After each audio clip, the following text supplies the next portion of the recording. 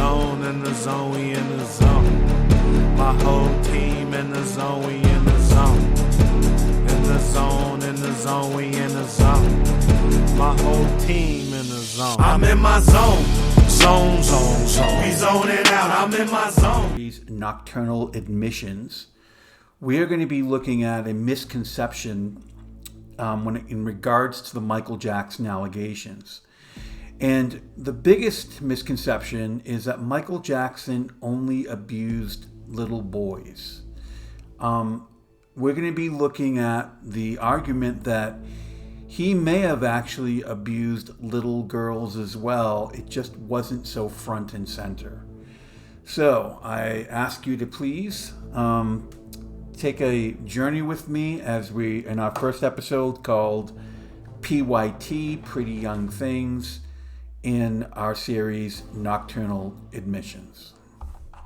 I hope she forgives me for telling this story. Okay, Tatum, please forgive me. I remember her telling me to come over to the house, to her house. They have a Beverly Hills house too. And what she's going to do to me when I come. You know, Well, what did she say? all the sexual stuff. So I'm scared to death. So she rings you and says, Michael, come to my house. I'm going to make love to you. Yeah, And you're really scared. I'm scared. Scared because I've never done anything like that. I came over there trying to be Mr. Big Shot and brave. I remember she cut off all the lights in her bedroom, opened the curtains. You can see the whole skyline of the city over the cliff. It was beautiful. And she told me to go over and lie on the bed, and I did. I laid on the bed. And she slowly walked over, and she touched the button of my shirt to open it, and I took my hands like this, and I wouldn't let them down. And she just walked away. She knew I was too shy for it. That's what happened. Did you not feel tempted at all? You just felt frightened. I was frightened. I was afraid. I didn't think I was ready for that. What we just watched in that video was a recollection from Michael Jackson, and he was being interviewed by Martin Bashir. What he was recalling was a situation where he was invited over to his girlfriend's house, and she invited him into her bedroom on her bed and then tried to, according to Michael Jackson, undress him. And Michael Jackson recoiled and said, "Oh, no, I'm not ready for this." What doesn't get asked, though, in that interview, which really should have, was how old was Tatum O'Neal, who he's referring to? She was a young actress at the time. And how old was Michael Jackson? Well, Michael Jackson was 17, and Tatum O'Neal was 12. The reason this particular piece of this interview is so important is because it shows his mindset. What we're seeing is a man that's now in his 40s discussing how a 12-year-old invited him over. A 12-year-old tried to seduce him and unbutton his shirt, and he was the innocent one. It was the 12-year-old's idea to engage in this sort of activity. Now, according to Tatum O'Neal, she has a totally different recollection of these events. She stated that Michael Jackson has a vivid imagination, but she also states in her autobiography, A Paper Life, something even more disturbing, which we will look at right now. This is a book from Tatum O'Neal. It's called A Paper Life, and in this book, she discusses in one of her chapters her relationship with Michael Jackson and the particular recollection that Michael Jackson just conveyed to Martin Bashir. Let's take a look at what she had to say in regards to that. Okay, so let's take a look at an excerpt from Tatum O'Neal's book, A Paper Life, in which she describes her relationship with Michael Jackson when she was 12. And as we saw in the last video, Michael Jackson described her inviting him over at 12 and trying to seduce him. So she writes in her book, he gave me his number and we started talking every day. Long, drawn-out conversations that sometimes got so boring, I would have to handle the receiver to my friend, Esme Gray. Michael would just keep on thinking he was talking to me. His usual subject was sex. At 12, I didn't have much to say about sex. All I knew was that it went on pretty steadily in my father's room next to mine. But Michael was intensely curious about anything, everything sexual in an incredibly sweet and innocent way. So to put this in perspective, this is Tatum O'Neal at 12 years old. I really want you to take a long, hard look at this picture. This is Tatum O'Neal at 12. Why is this important? A lot of people ask, well, Tatum O'Neal wasn't sexually abused by Michael Jackson, so why is this even part of the story? It's a very important part of the story because it shows Michael Jackson's mindset as in, a very right on the cusp of adulthood, 17, 18, where he is going backwards and looking to date a 12-year-old. He sees a Tatum O'Neal and says, well, that would be somebody I would like to date.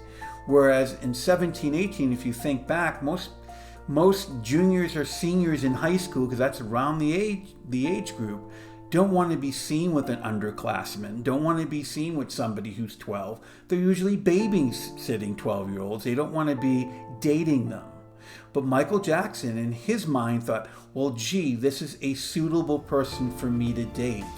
That is a huge red flag for anybody that understands the topic of grooming, child sexual abuse, etc.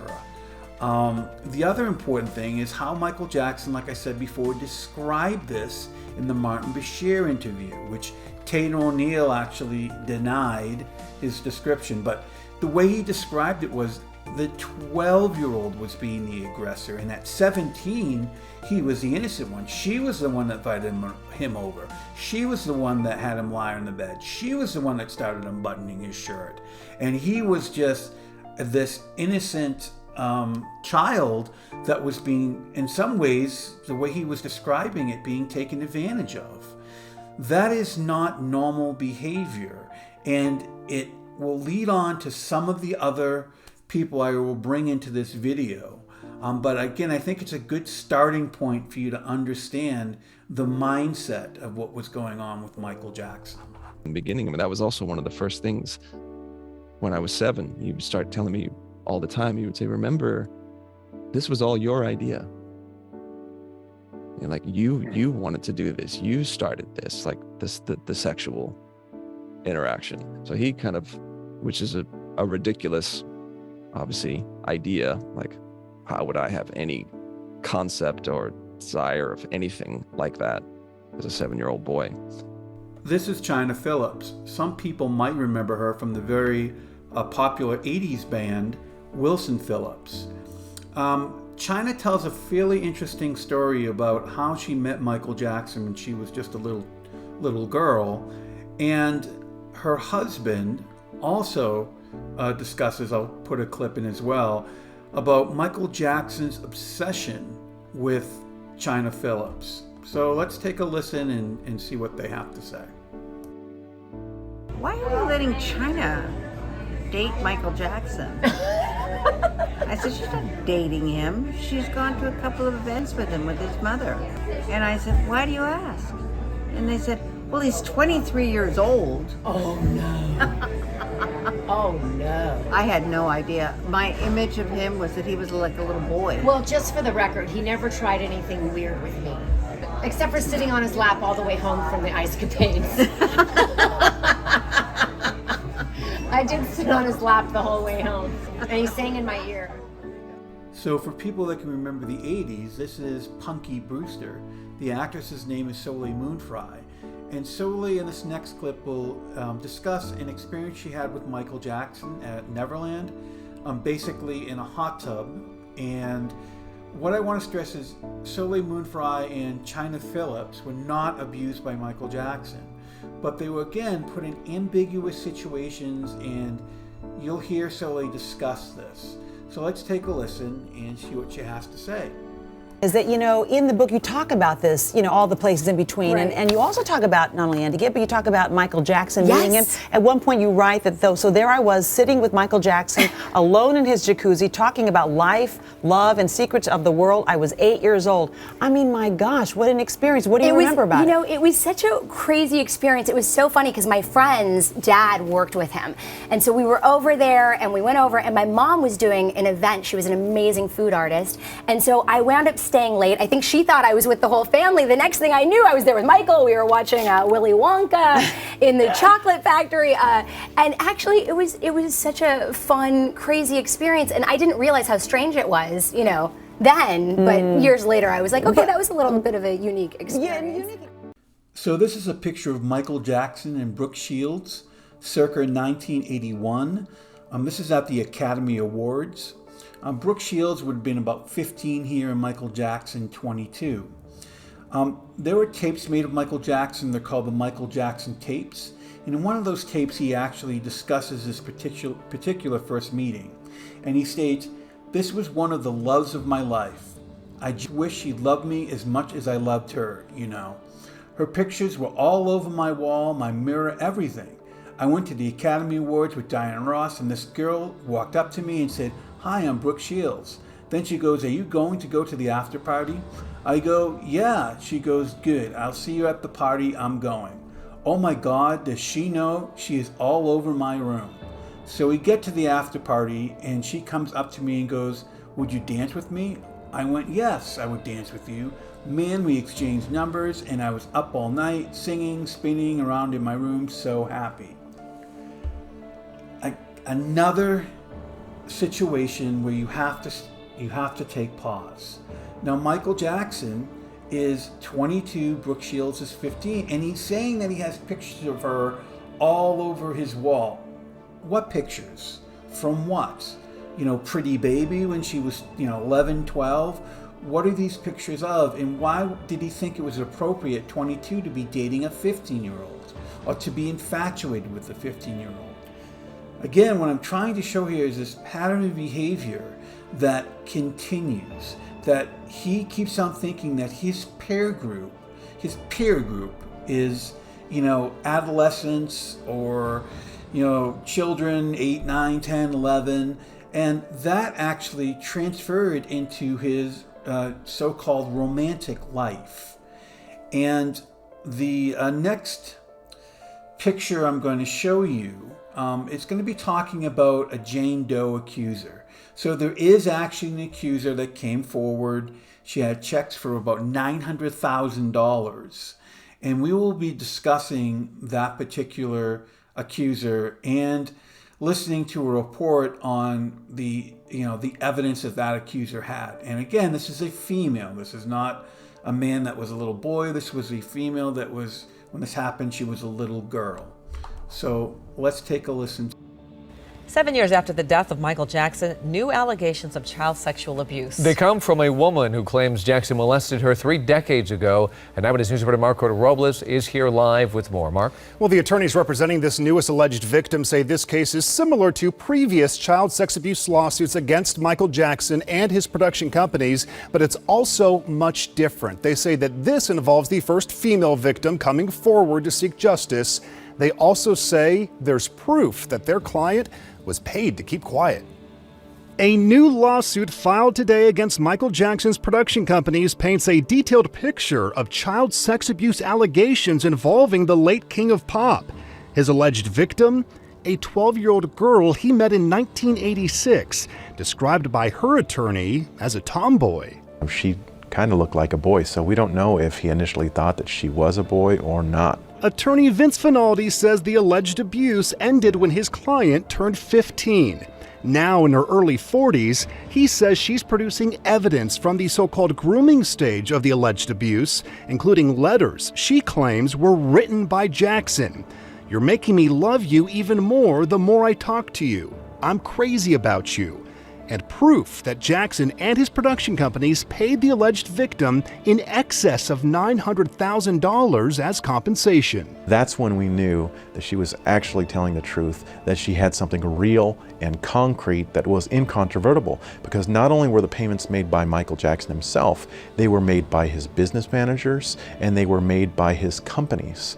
And they came right from his bank accounts, and we've got it right there in black and white. But why file now? The lawsuit claims Jackson had made threats before, during, and after the alleged abuse, telling the accuser she would be physically harmed if she ever told anyone, and that she would get in trouble with law enforcement and go to jail.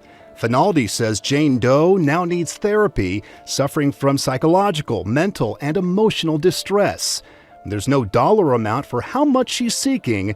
Finaldi says his client is demanding a jury trial to decide the value of her life sentence. They never forget it, it never goes away, and it's always problematic for them. So as you saw in that last news report, there is a female accuser. And she came forward in 2016.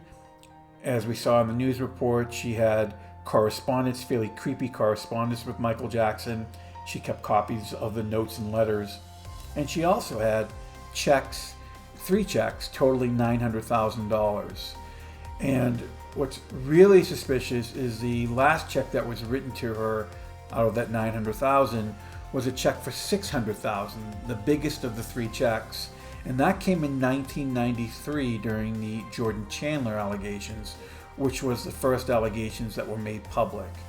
So one would have to say probably the easiest or most obvious answer is probably the correct, and that those checks were probably written to try to keep her quiet. When one writes a check to somebody as a gift, usually there's a purpose. You know, especially if it's someone of her age, maybe you're writing it towards their college, or you want to write a check for a vehicle, or school supplies, etc. But to write a check for $600,000 as a gift seems rather peculiar and rather suspicious. And then when you pair them up with these letters, like this one here, he writes, "Hello, your Valentine's picture was so original and sweet. I love you so much. Also, you're making me love you even more that I talk to you. I'm crazy about you, all my love, Michael." And you got to realize this was a little girl he's writing this letter to. And when we look back at the my discussion about Brooke Shields, he was essentially saying the same thing. He met her at the Academy Awards, and she was 15, and he thought to himself, gee, doesn't she know how crazy I am about her? And I have her pictures all over my room, and I'm all excited, dancing and spinning in my room that I met Brooke Shields at the age of 15. So this is showing a pattern of behavior. And when it comes to little girls, I believe that it was easier for Michael Jackson to abuse little boys and be public with little boys, bringing them around with him on tour and having them share his hotel suites and beds in various locations. Whereas if it was little girls, it would have been a lot more difficult. There would have been more than likely a much sooner response, an outcry of why is this grown man traveling with little girls everywhere? Why is he sharing a bed with little girls? That it was easier to write off if it was little boys, because back in that time frame, people really weren't thinking of little boys as being abused. It was, they're little boys, and it doesn't happen as much, and it's a very rare occurrence, not realizing that it does happen a great deal. They're not immune to being abused, and I think in this case that Michael Jackson probably did abuse little girls. It was just more on the down low. It was more covert. And as we looked at this video, you can see there's definitely a inappropriate, to say the least, pattern of behavior that continued on for a while. So this is going to be the end of this particular episode. I want to thank you for watching our very small channel, Surviving Michael Jackson. And as always, you have a good night, and please like, share, subscribe, and please comment on these videos. It does help the algorithm. And again, have a nice evening.